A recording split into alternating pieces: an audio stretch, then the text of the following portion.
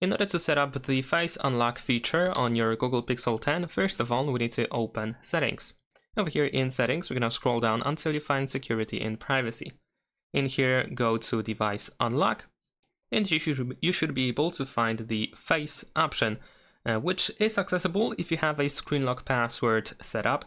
So if you don't have a password yet, then you will have to do so first, and then we can go to the Face option. Enter the password.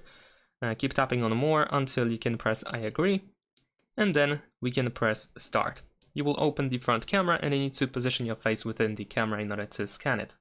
And there we go. In addition to that, once you scan your face, you have the option that allows you to skip the lock screen if you unlock your phone with face recognition. So if you want to, you can turn it on or off.